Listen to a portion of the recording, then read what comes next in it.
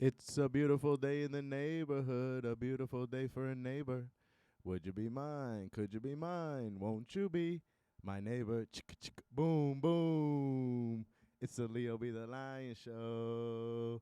Boom boom. Gonna tell you what you need to know. Boom boom.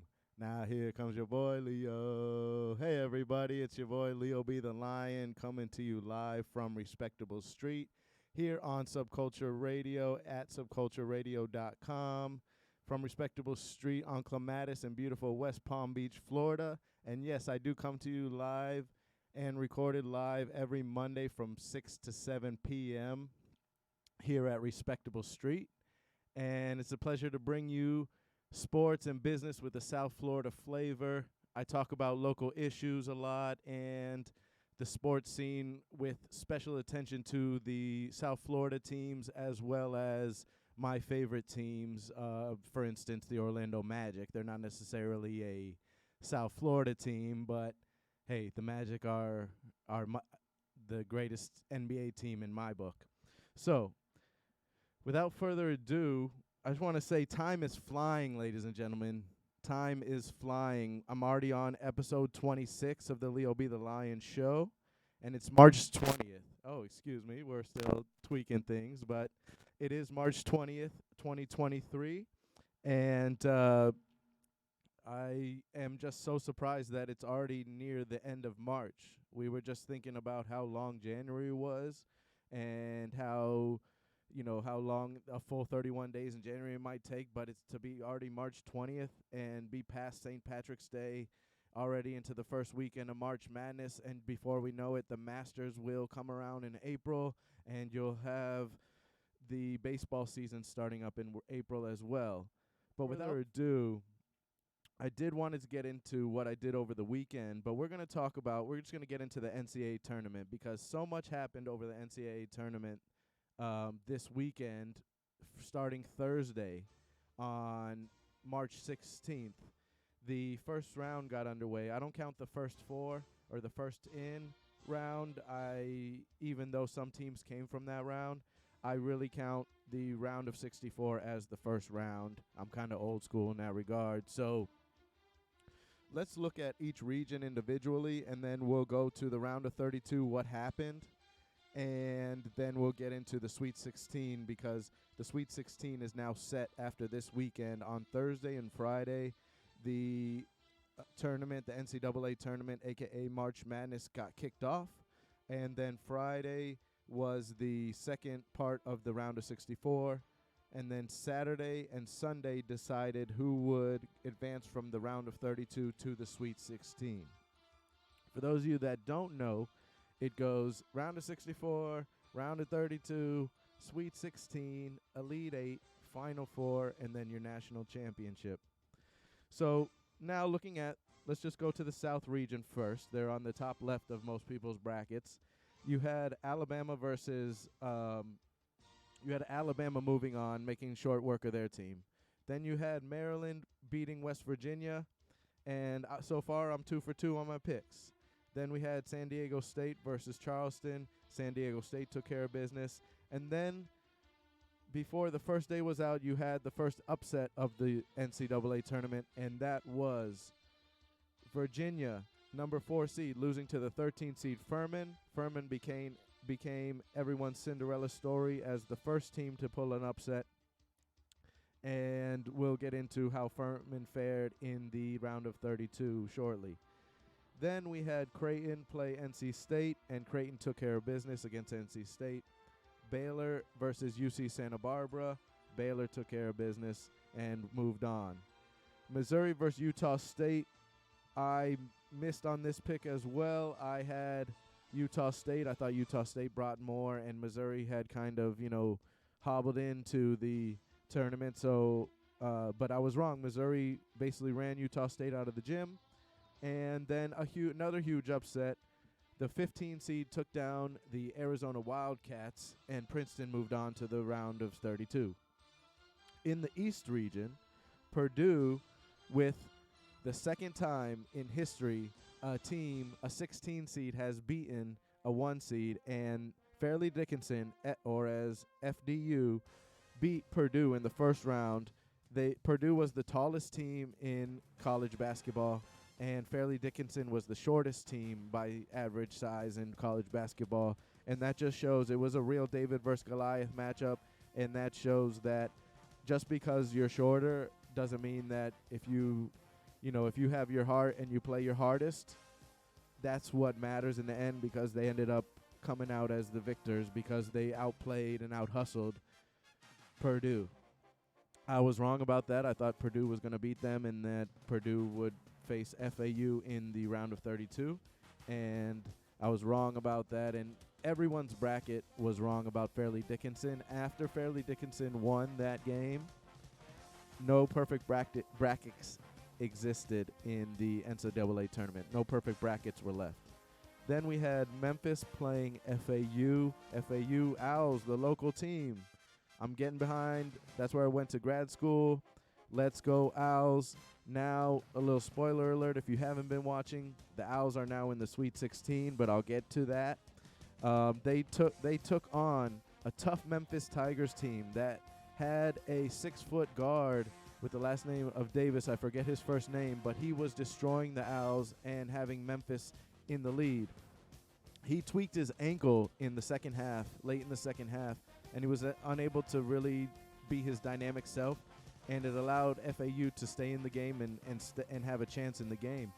When FAU had about 15 seconds left, they inbounded the ball, and the FAU player was able to drive to the basket and put it in a left-handed layup to advance the lead 66-65. And FAU, in their second NCAA tournament appearance, got their first ever NCAA tournament win. So it was great to see FAU advance.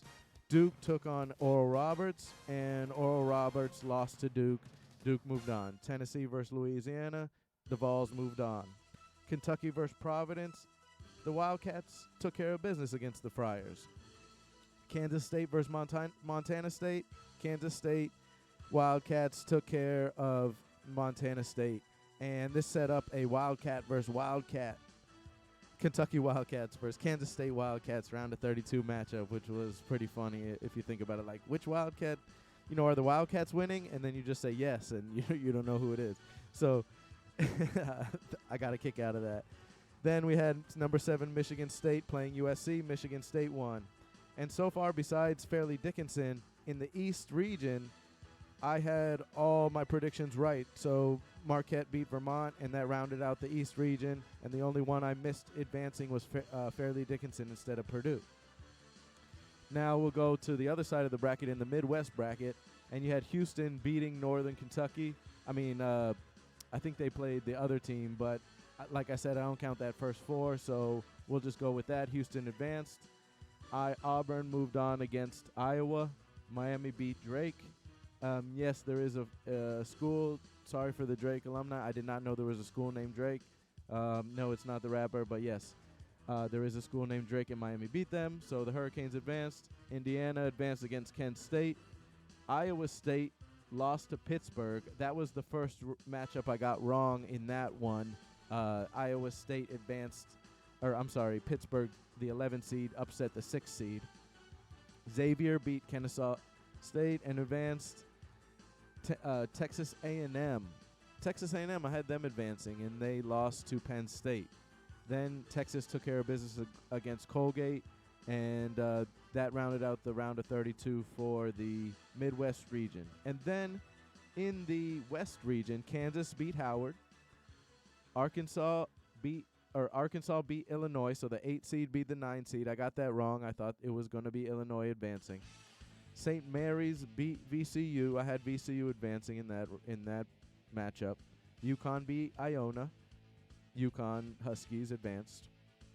TCU beat Arizona State. I had that one as well. Gonzaga versus Grand Canyon University moved on. Gonzaga moved on. And Northwestern beat Boise State. UCLA beat UNC Asheville. So that rounded out the round of 32. Now let's get on to what happened in the round of 32, ladies and gentlemen. This is where it kind of went crazy, and this is where these teams are going to the Sweet 16. once you get to the Sweet 16, most of the times you won your first 2 games, and if you're not one of the first 4 in, you win your 2 games, so you're on a winning streak, a 2-0 winning streak, and then once you get to the Sweet 16, you're saying we're 2 wins away, 2 games away from the Final Four. And getting to the Final Four in college basketball and even the Frozen Four in hockey is a huge accomplishment for any college program to get to. So, with the round of 32, let's go back to the South region. And so far, my bracket was looking pretty good. I had all my Final Four teams still intact. My Final Four teams were Alabama, Houston, Duke, and Kansas, so all of them were still intact. So let's go see what happened. Then we had Alabama, number 1, versus number 8, Maryland. Alabama took care of business and is looking like one of the best teams in the country, if not still the overall number 1. Then we had San Diego State versus Furman. I thought Furman was going to be able to keep this close. However, San Diego State in the second half got a little bit of a lead, and then they ended up beating Furman by, I want to say, 17 points. So they never relinquished the lead after the early in the second half. Then we had Creighton versus Baylor. Creighton was able to move on. It was one of those games, and they're not, I apologize last week, a correction from last week. I said they were called the Creighton Bulldogs. They're actually the Creighton Blue Jays. And so I made a point. I want to correct that. You know, I don't like calling the school the wrong nickname, the wrong mascot. That's kind of bad. So my bad on that one, the Creighton Blue Jays. And they moved on to the Sweet 16 against number 3 Baylor. Then we had number 7 Missouri, the Missouri Tigers playing the Princeton Tigers. And I thought that was funny as well, like the Wildcat. The 2 Tigers faced off. And Princeton's season, so Princeton ended up winning. Wait, is my bracket off? Yeah. I was reading it incorrectly. So, yeah, Princeton ended up beating Missouri. And then they're now going to face Creighton in the Sweet 16. Let's move to the East region. Fairleigh Dickinson played FAU, and FAU played a great all-around game and took care of business. They were 16-point favorites. FAU beat Fairleigh Dickinson as a 9 seed. Now they move on to the Sweet 16 to play the next team that I'm going to mention. It was Duke versus Tennessee, and personally, Duke is one of my Final Four teams. I thought they were going to play a harder game, and if they did lose, they were only going to lose by a few points, but instead they lost by 13 points to the Tennessee Volunteers. So now in the East region, the FAU Owls will play the Tennessee Volunteers in the Sweet 16. Then number 6 Kentucky played Kansas State, the Battle of the Wildcats, and Kansas State ended up on top. I had Kentucky advancing from that. And then Michigan State Spartans played Marquette, and Michigan State moved on. So Tom Izzo is showing that he knows how to coach. He's one of the best coaches ever in college basketball. Regardless, and I heard this stat today, and I was floored by it. It said that the last time a Big Ten team won the national championship, it was in the year 2000, and that team was the Michigan State Spartans. And I was floored by that because I could have sworn that a Big Ten team had won the national championship since then, since 2000, but they have not. And teams have gotten there, like Ohio State, I believe, has gone to the final. The Wisconsin has gone to the final with Comiskey and them. Michigan State, I believe, has gone back to Final Four. But Michigan State moves on to the to the Sweet 16 to face Kansas State. So Kansas State Wildcats versus Michigan State Spartans. Let's see how that's going to shake out on Thursday. Then, on Thursday it's going to start. Let's move over to the Midwestern region, and we have Houston versus Auburn. Houston was able to pull out the victory against Auburn to move to the Sweet 16, and Miami was able to take care of business. It was one of those games where Miami was up by 10 in the first half. Indiana was able to close it and make it 28-28. Then Miami went on another run, and it was 38-28 at one point, and Miami never looked back, and Miami moved on to the Sweet 16. Then we have in the Midwest region, the next matchup is Pittsburgh versus the Pittsburgh Panthers versus Xavier, and Xavier was able to beat the Pittsburgh Panthers and put an end to Pittsburgh's 11-seed run. So Xavier moves on to the Sweet 16. Then we had a battle of Texas versus another Big Ten team, Penn State. Texas was able to take care of business against Penn State and move on to the Sweet 16. Now let's move to the West region, and we have Arkansas. Arkansas was taking on Kansas, and in a bracket-busting way, Kansas lost to Arkansas in a last-second situation. So Arkansas was up 72-70. Kansas went to the line and missed the first free throw. They made the second free throw. They had to then inbound the ball and try to foul with 2 seconds left, and they couldn't foul. And Arkansas ended up beating Kansas. Arkansas ended up beating Kansas to move to the Sweet 16 and bust my bracket up. Both of my championship teams, Duke and Kansas, are now out, so my bracket is officially busted, and along with all those people that picked Kansas to repeat. Now, Arkansas looks like one of the hot teams to face, but they're going against the winner of St. Mary's and UConn, and that was UConn. The Huskies look good. It looks like one of those years the UConn Huskies are going to make some waves and perhaps could get to the Final Four. They look like a strong team. Go Huskies. They're playing Arkansas in one of the Sweet 16 games. Now let's round out the Sweet 16 with the last two teams, and we have Gonzaga versus TCU. Gonzaga Bulldogs were able to take care of business and beat the number 6 TCU Horned Frogs, and Gonzaga moved on to the Sweet 16. And the last matchup in the round of 32 was Northwestern versus UCLA. Northwestern, another Big Ten team, and they lost to UCLA, so UCLA moved on to the Sweet 16. Now here are all the Sweet 16 teams, and we have Alabama versus San Diego State, Creighton versus Princeton.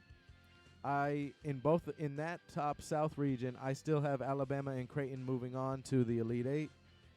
Then move down to the East region, we have the FAU Owls versus the Tennessee Volunteers. My bracket is busted in that one. Then we have Kansas State versus Michigan State. I have Michigan State moving on from that round. Move over to the Midwestern region, and we have Houston versus number 5 Miami Hurricanes. I have Houston moving on from that, and Xavier versus Texas. Xavier into the Elite Eight. Then let's go to the Arkansas Razorbacks versus the UConn Huskies. Give me the UConn Huskies. I'll write in them because I had Kansas going all the way, so I'm going to predict that UConn beats Arkansas. And then Gonzaga versus UCLA, I have UCLA moving on. So it'll be a fun Elite Eight, fun Sweet 16. The games start on Thursday, ladies and gentlemen, on March 23rd. Thursday and Friday will be the Elite Sweet 16 games. And then Saturday, Sunday will be the Elite 8 games. And by the end of this weekend, by the Sunday night, we'll know who will be in the Final Four. And the Final Four will take place on April 1st. And the championship game will be April 3rd, which is a Sunday night, a Monday night.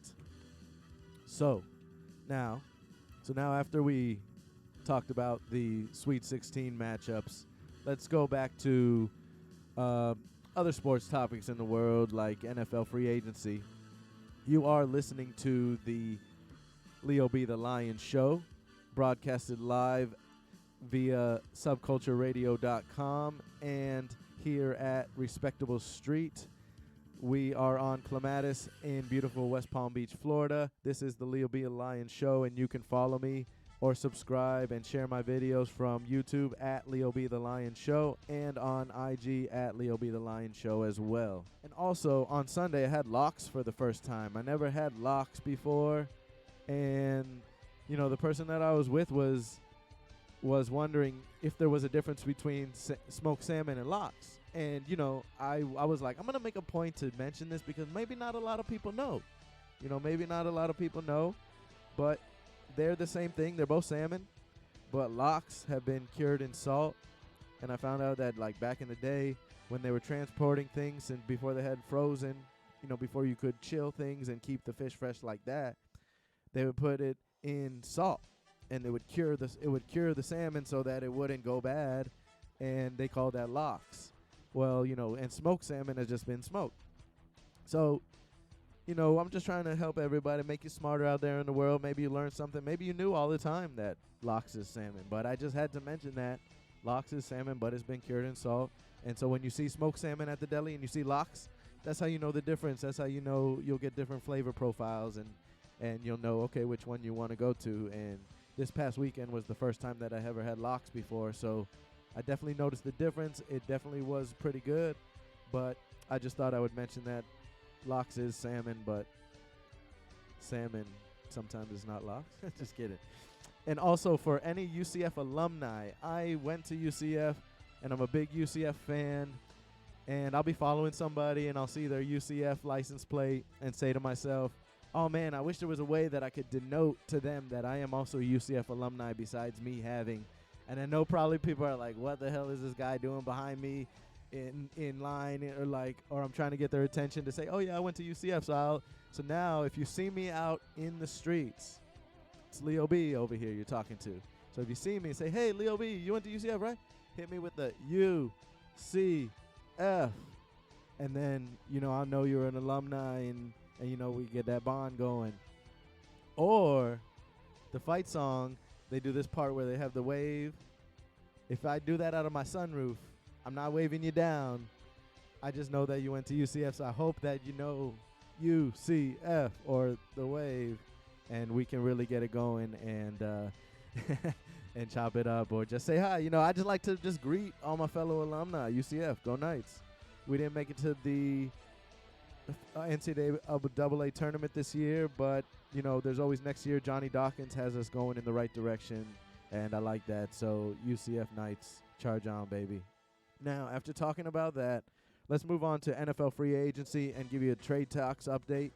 Last week on Monday, I said book it. Aaron Rodgers is going to play for the Jets. And then on Thursday, he came out finally on the Pat McAfee show.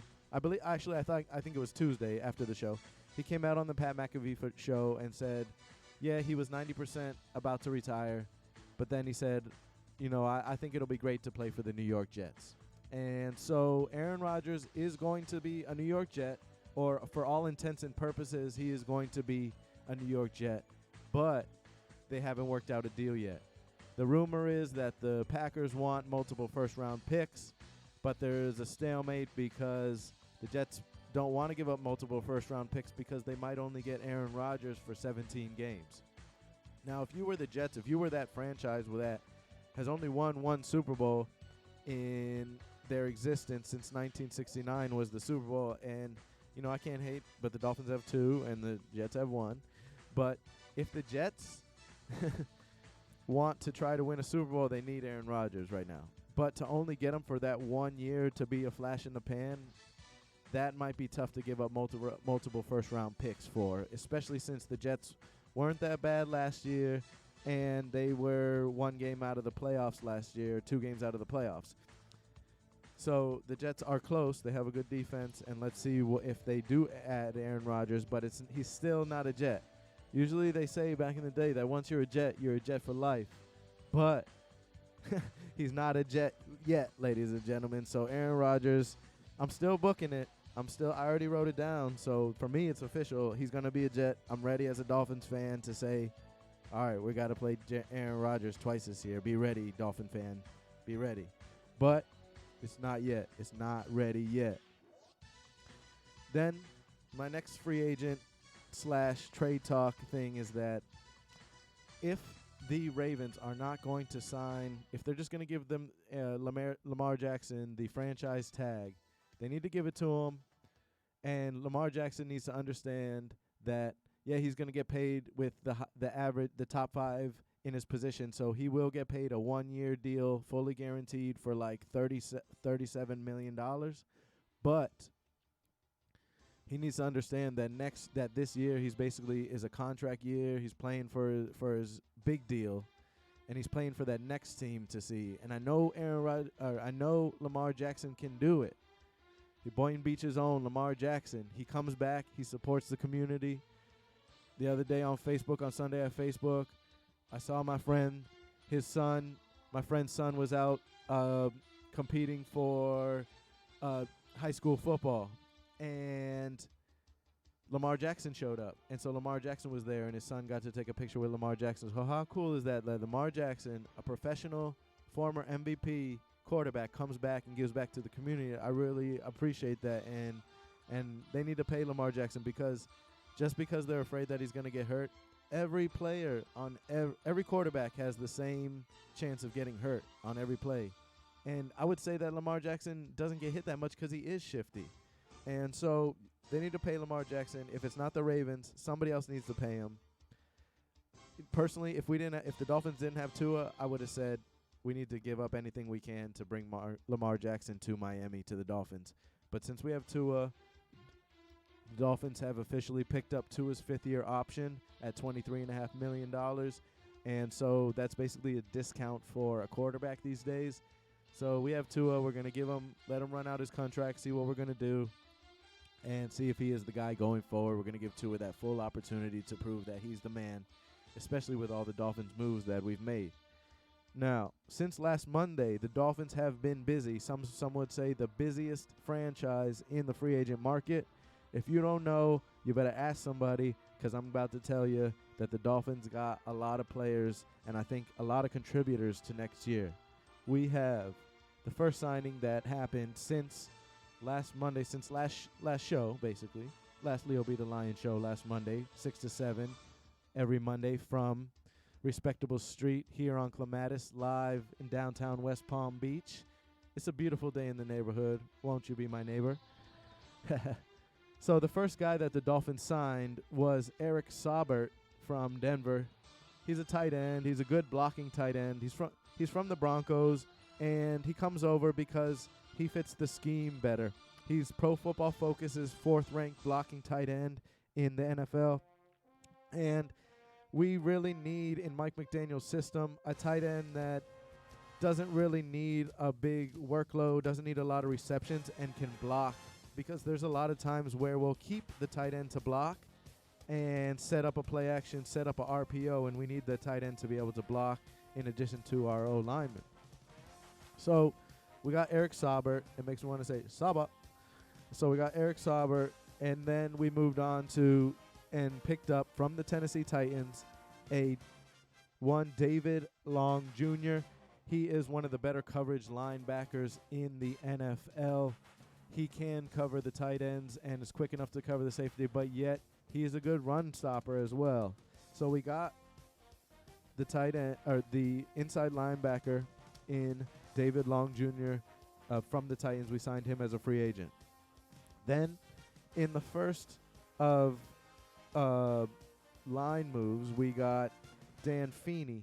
Now, Dan Feeney is an O-lineman from the Jets, and you'll say, oh, man, we got a Jets player. I know. That's kind of tough. Like, this year has been kind of weird, and I'll get into that in a moment. But, yeah, we got a former Jet, but he's a vet that was a Jet.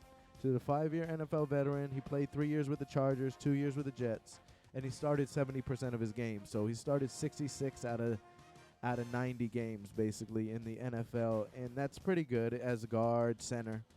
Never as a tackle, but we need depth at guard just in case anybody gets hurt. And he started a couple games for the Chargers in the playoffs. So we added Dan Feeney, the O-lineman from the Jets, to the Miami Dolphins O-line to bolster the O-line. The next player in the Miami Dolphins' busy free agency so far was Deshaun Elliott, from the safety from the Detroit Lions. Now, he's a 5-year pro. He's from the Lions, and he's out of Texas, Texas Longhorns to be exact. He played with Brandon Jones, and so that's a good sign that he's going to have that familiarity, that camaraderie, and that chemistry in the secondary with Brandon Jones being an also safety. He was in the secondary with them. So Deshaun Elliott, he's not a pick machine. He's only had two interceptions. But what he can do is he can come up as an eighth man in the box. He's a great run stopper. There's highlights of him stopping Derrick Henry in his tracks. And I like what I see out of Deshaun Elliott, because you always need good tacklers in the secondary. Because at least once a game, there's going to be a situation where you have one-on-one with a receiver and a corner, or wide receiver and a defensive back. And what will happen is it's basically that defensive back's job to end the play by a tackle, forced fumble, or pushing the guy out of bounds, or that guy's going to score a touchdown.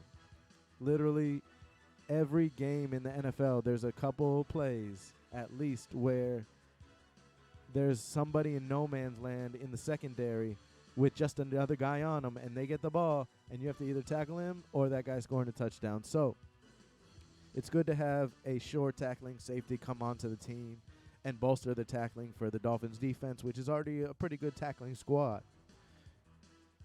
Tackling few. So now we're going to move on to the the next addition to the Miami Dolphins, and you might recognize this if you're a Hurricanes fan, and his name is Braxton Berrios, the kick returner, punt returner, wide receiver extraordinaire. He comes in to be our full-time returner, punt return or kick return, and he's from the Jets, another player from the Jets, but he was a former Hurricane, and he's one of the best returners in the NFL. Last year he was first in the NFL with average kickoff return yards. I think he had 30.7 kickoff return yards in the NFL, and he returned a kickback for a touchdown, so we'll take that. We're happy to have him. Thank you, Braxton Berrios. He grew up a Dolphins fan, and they posted pictures of him as a adolescent, 8, 9 years old with a Dolphins uniform on, so he's happy. And there's something to be said if you're playing for your hometown team. You really kind of want to, I think out of all the teams, as a professional, you play for any team that you're on. But if you want to get that little extra, how cool would it be to play for your hometown team or for the team that you grew up rooting for? So even if you grew up in New York, but then you end up playing for your favorite, I don't know, like Los Angeles Rams, wouldn't that be an extra little incentive to play even that much harder?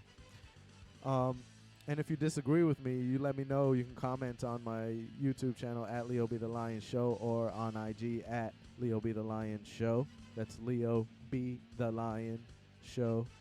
And let me know, because I really think, those little differences like chemistry and those little intangibles that you can't have, like confidence, I really think those make a difference between winning and losing. Playing for your hometown team, playing for your favorite team, that might make the difference.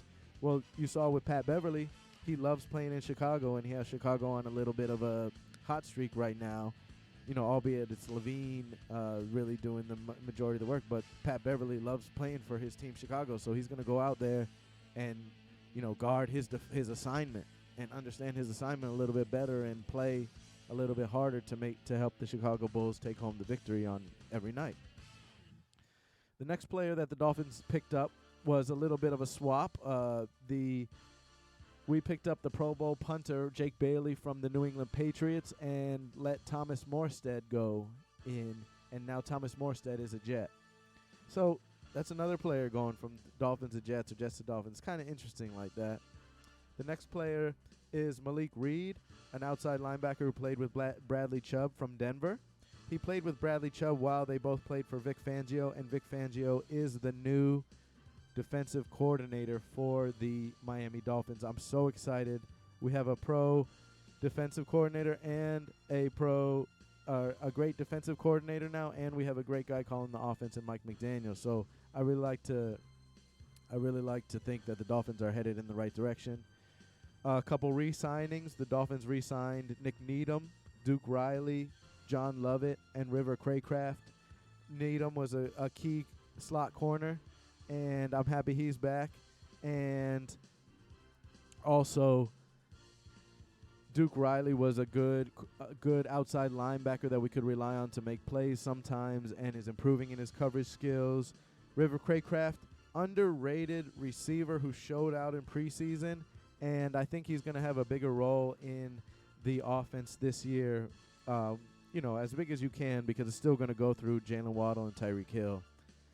Then we re-signed Raheem Mostert and Jeff Wilson Jr., so our backfield is set. Our offense is set, save for maybe one or two more pickups on the O-line or a draft pick here or there. And then Mike Gesicki, yes, a fan favorite, one of my favorite players, a player who also might be famous for doing maybe the worst gritty that is known to man. Look it up, ladies and gentlemen. It was Mike Gesicki. I believe it was against the Baltimore Ravens. It was a terrible gritty, and he was widely panned by his contemporaries and and other NFL players. They all got on him and talked trash for that gritty. But anyway, I digress. So we lost Mike Gesicki. He was a fan favorite, and we also lost a dynamic player in Trent Sherfield to the Buffalo Bills. So we're losing these players to our division rivals, and it's kind of disconcerting because Mike Gesicki in Belichick's offense is going to be dangerous because Bill Belichick likes to use the tight ends in the offense. And Trent Sherfield on the Bills is going to be dangerous because Trent Sherfield showed that he can, it just gives Josh Allen another weapon to be able to kick butt and to be able to try to beat the Dolphins with, and that I do not like. This year, at least 5 players have gone either from the Dolphins to the Jets or the Jets to the Dolphins, and that's something that is peculiar. I don't remember that ever happening before, and probably it has. You know, teams have always team swap in the division, but it's just interesting that it's happening this year and with 5 players at least, and it just gives me pause because I'm just a little nerve-wracking because I hate to see former Dolphins players destroy us or beat us, a la like, you name it, Wes Welker.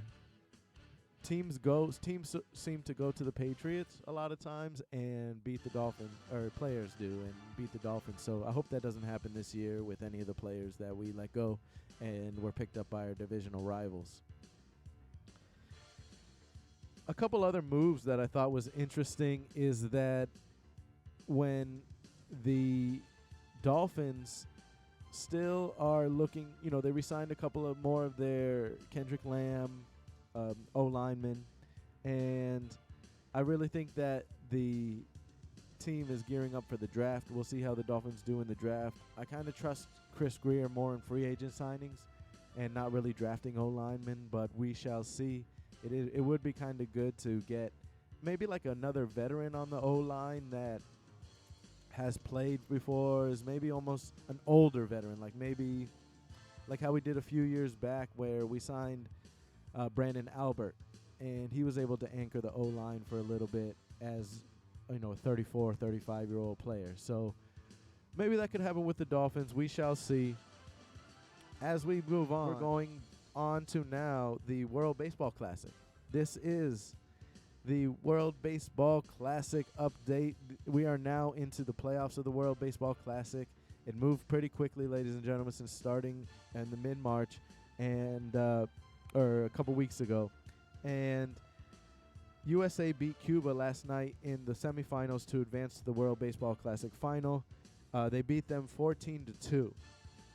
Word has it that today one of the players, a 26-year-old from Cuba who had been playing for the Cuban national team for 8 years, defected, and because when the plane came from Miami to pick up the Cuban team, he wasn't there, so they had a defected, and that was the reason why. And I'm not getting political. I'm just saying it matter-of-factly. That's the reason why Cuba is always hesitant to participate in these games that will be played on American soil, because they know that the Cuban government knows that there's a chance that there will be defections. And not to be political, but if you're being oppressed and there's a place that you're not being oppressed, and there's an opportunity for you to stay where you're not being oppressed, maybe you should go where you're not oppressed. And so I say, if that guy was able to defect and he had a plan, more power to him. And that's why the Cuban national team is so hesitant to send it.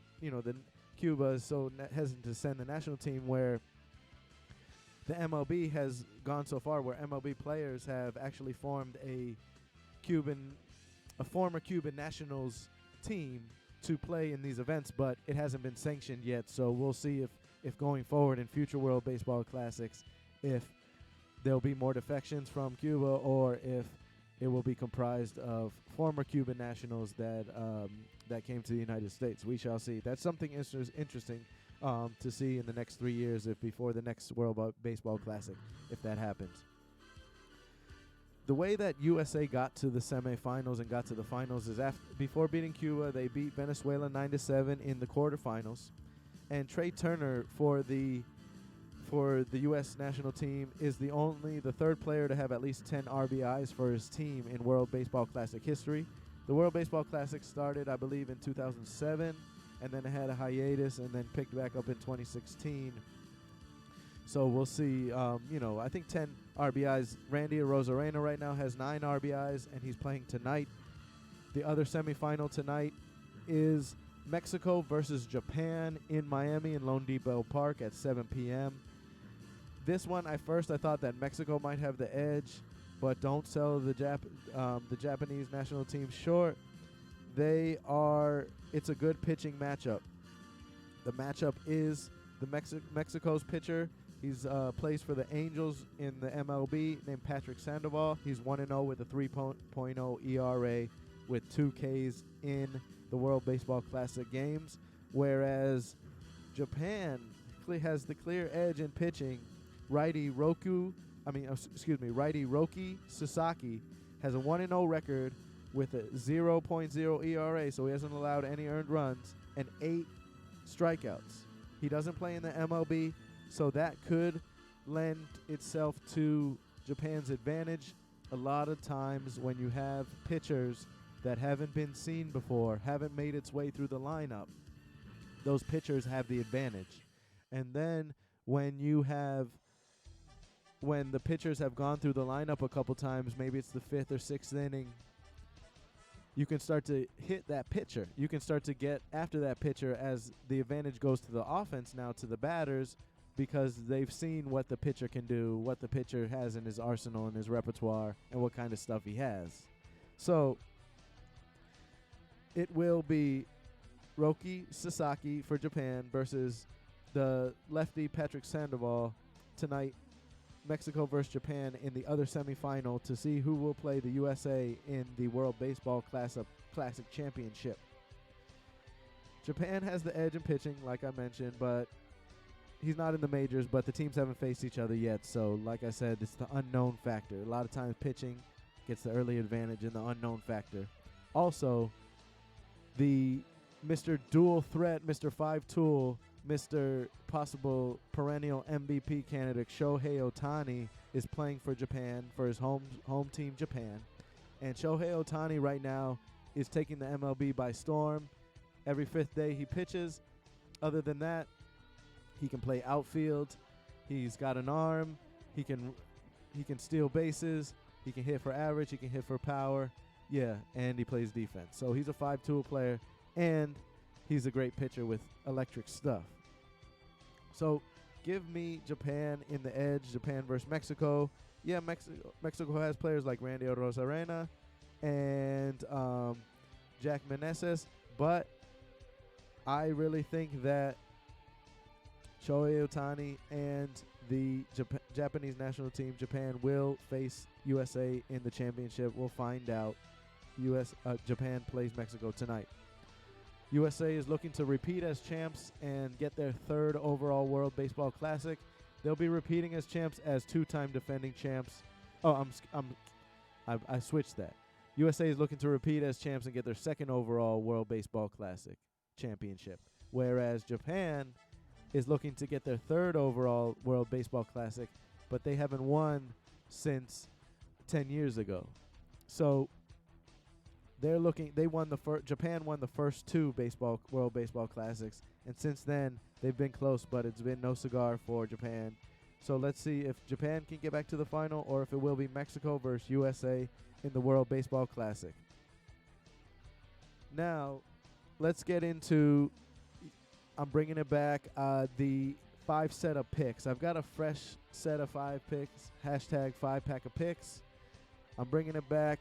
My record as it stands is 55-42-2. That comprises mainly 95% of NFL and college football games, and I have picked some NBA games to add to that record. So it's 55-42-2, 13 games over 500.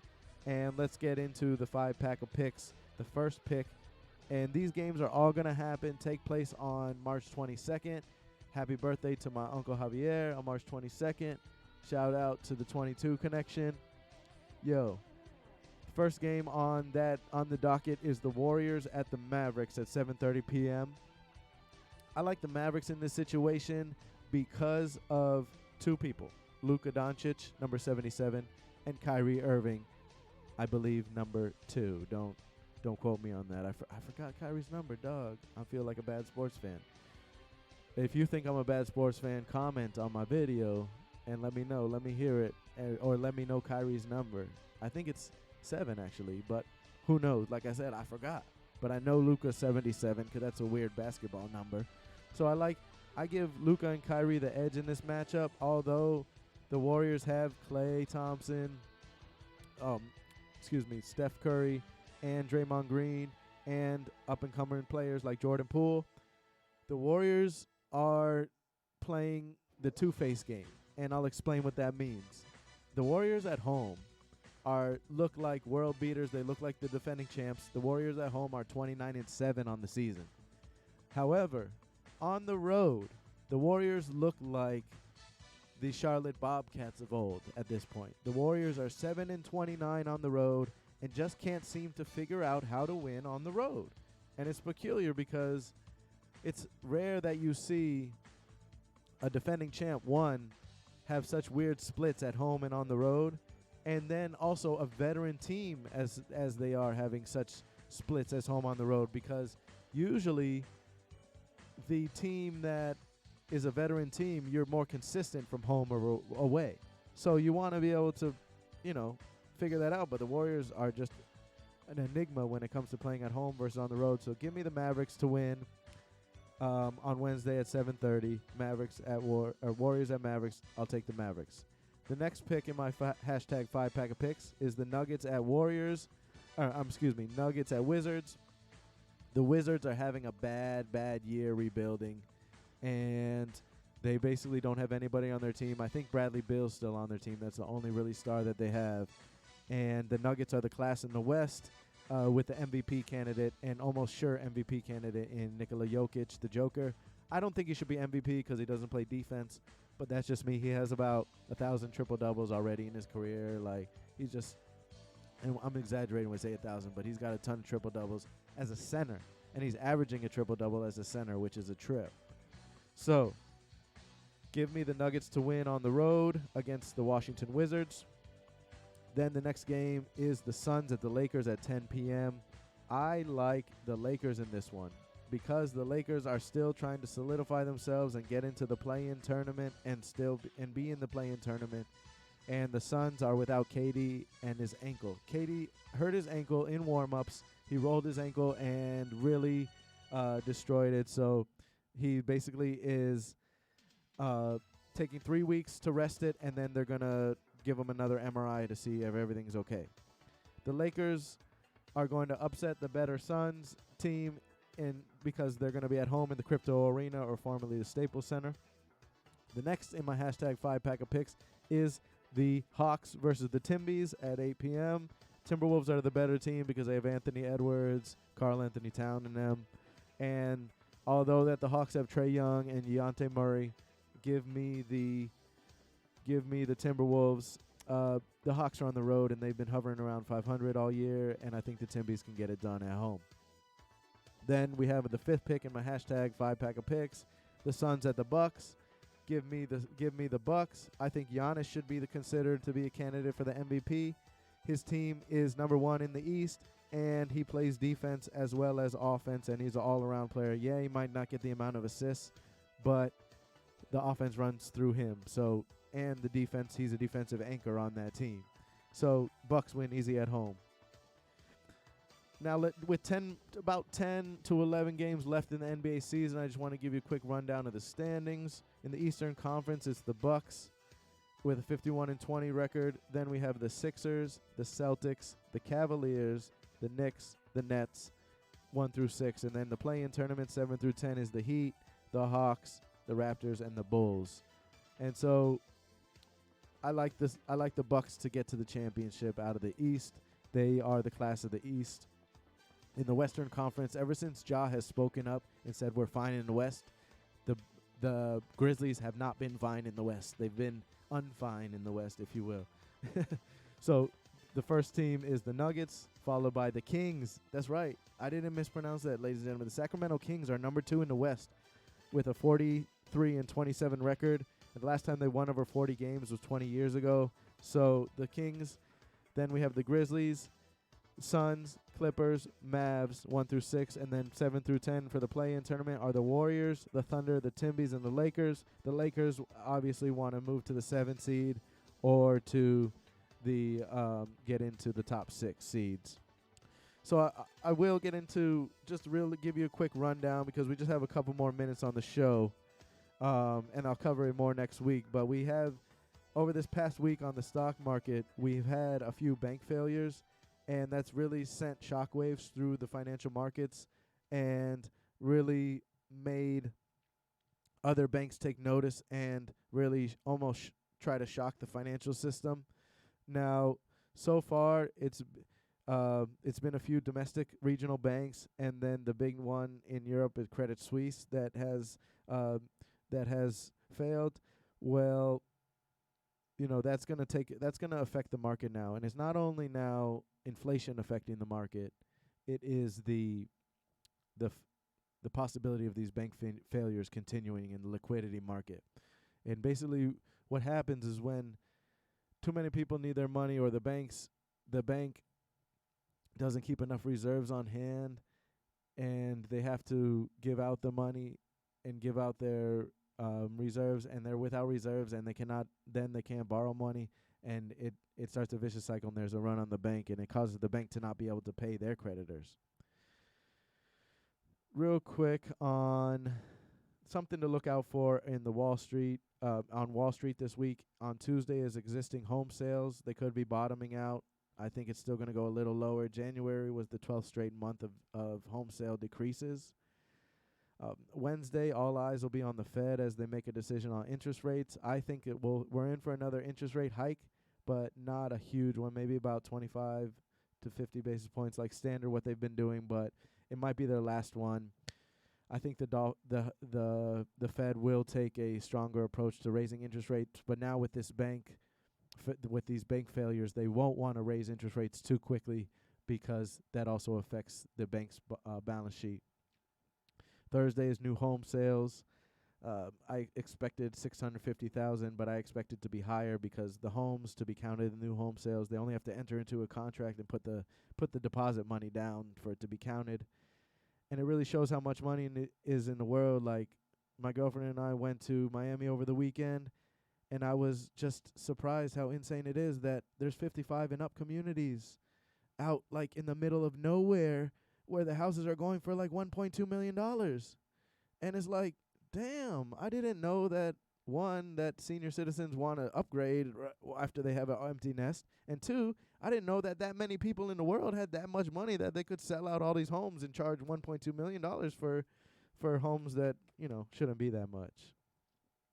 Well, this has been the Leo B. the Lion Show, coming to you live from Respectable Street every Monday, 6 to 7. Here on Clematis in beautiful West Palm Beach, Florida. You can follow me on YouTube and IG at Leo B. the Lion Show. And if you want to listen live on Mondays from 6 to 7, go to subcultureradio.com. That's subcultureradio.com. And we have a listen live link where you can listen there. I really appreciate all the listeners and all the consumers of my video. And I hope you guys have a great week. This is Leo B. the Lion signing off.